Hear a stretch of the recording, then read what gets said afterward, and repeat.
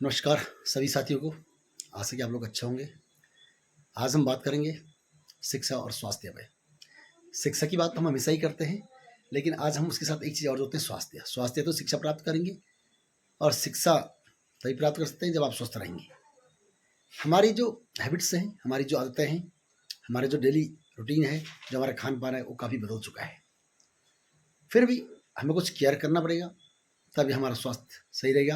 और जिन बच्चों को हम पढ़ा रहे हैं, उन बच्चों को हम ये बात ये बता दें कि भाई स्वास्थ्य अच्छा कैसे रह सकता है, कैसे हम अपने स्वास्थ्य की केयर करें, देखभाल करें, कौन सी चीज़ खानी है और कौन सी चीज़ नहीं खानी है।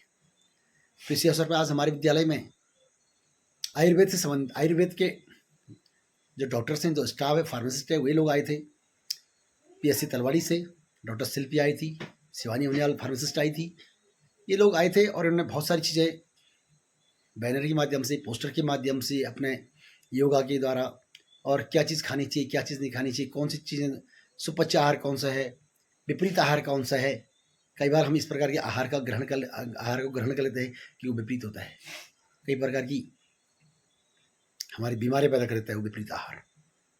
तो हम उनको उन आहारों से बचना चाहिए। चरक संहिता से संबंधित जानकारी, अपने स्वास्थ्य की देखभाल हम कैसे करें, क्या हमारी आदतें होनी चाहिए, इन सब बातों पे आज बहुत सारी बातें हुई। तो वीडियो काफ़ी लंबी होने वाली है।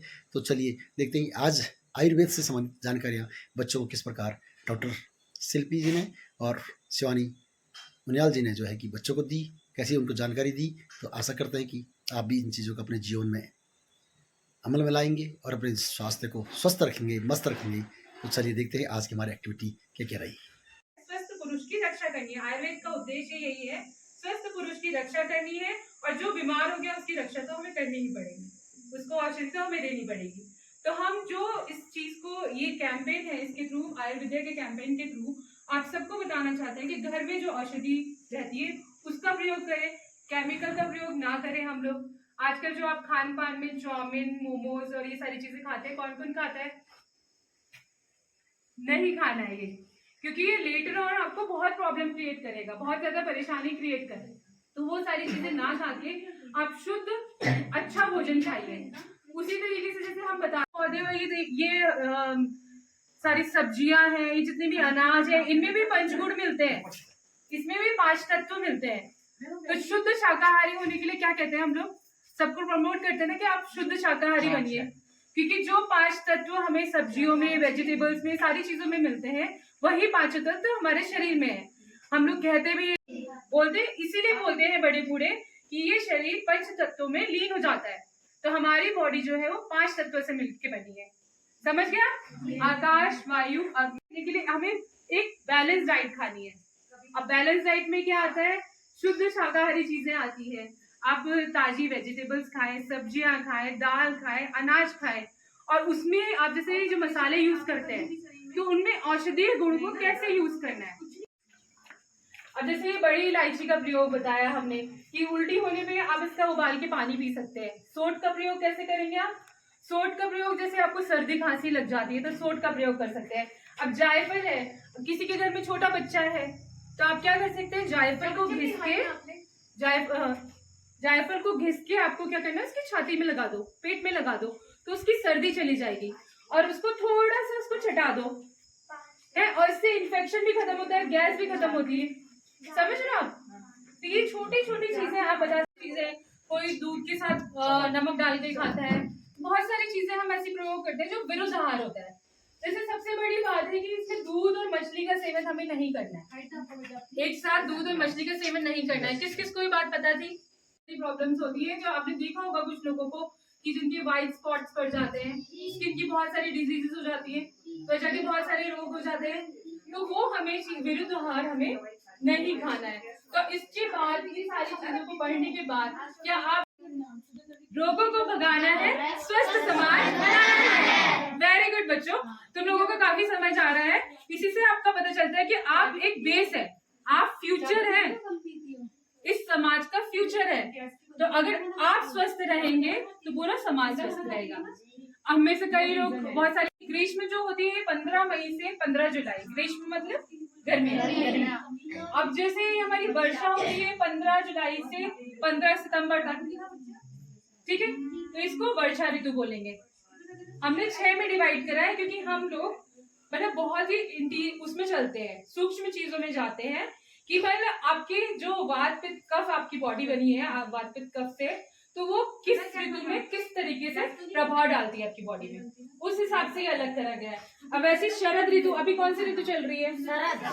वेरी गुड, अभी शरद ऋतु चल रही है। तो इसमें क्या होता है मेनली हमारा पाचन थोड़ा वीक होता है, मंद अग्नि होती है, जो हमारी डाइजेस्टिव फायर है वो थोड़ी कम होती है। तो उसकी वजह से क्या होता है, पित्त का प्रकोप होता है, पित्त बढ़ता है बॉडी में। तो आपने नियमित व्यायाम करिए और योगा का पालन करिए। तो योगा हमारे से अब ये जैसे है हमारा नाड़ी शोधन, शीतली, भ्रामरी और ध्यान। तो ध्यान से क्या होगा, जैसे आप में से कई लोग अब एडल्ट्स की भी एज में आ रहे हैं, तो ध्यान से आपका होगा कि माइंड काम डाउन होगा। ठीक है, तो प्राणा इस चीज को भी आप अपनी दिनचर्या में इन्वॉल्व करेंगे।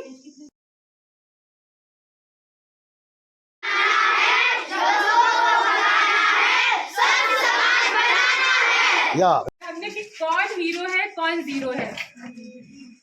कौन जीरो है? जो देर से उठ रहा है वो जीरो है। जो सोशल मीडिया यूज कर रहा है, कौन रील्स बनाता है, कौन सोशल मीडिया यूज करता है, जो मोबाइल का अत्यधिक प्रयोग कर रहा है वो जीरो है।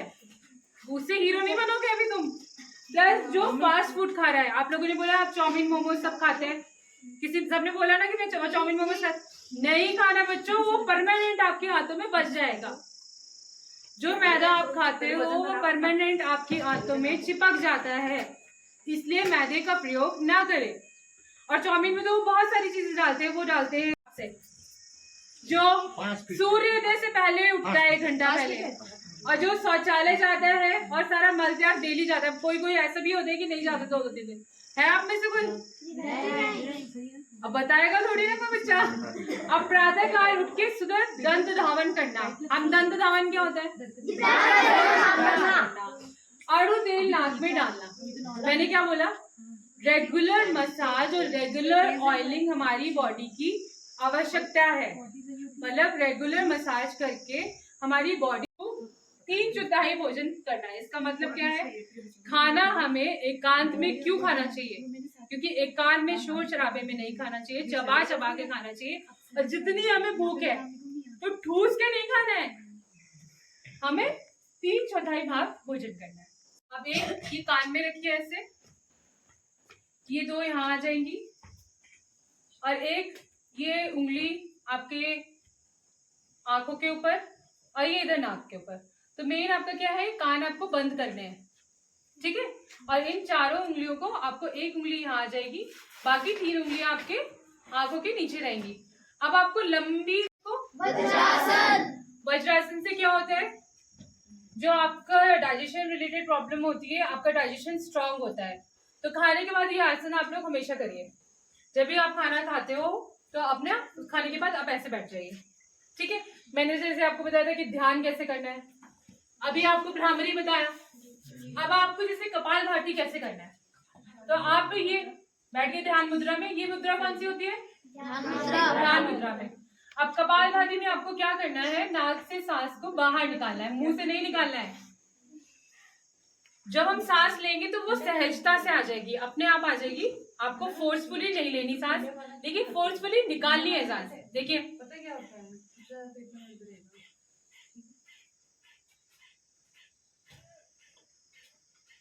इससे क्या होता है, आपके सारी जो भी मतलब टॉक्सिन्स है वो बाहर निकलेंगे। आपकी जो पैंक्रियाज है, आज भानुभास्कराय नमः, ओम भानुभास्कराय नमः, ओम रविश्चराय नमः, ओम रविश्चराय नमः। ठीक है, अब आंखें खोलो। हमारे हाथ लगाने, हाथ तो लग रहे हैं मैडम, देखो नाड़ी से भी लगा लिया। सीधे पैर, घुटने मत मोड़ना, ठीक है। ये देखो जी, दिखा बेटा, घुटने बिल्कुल मत मोड़ना, ऐसे करो। पीला हो रहा है तुम्हारा तो।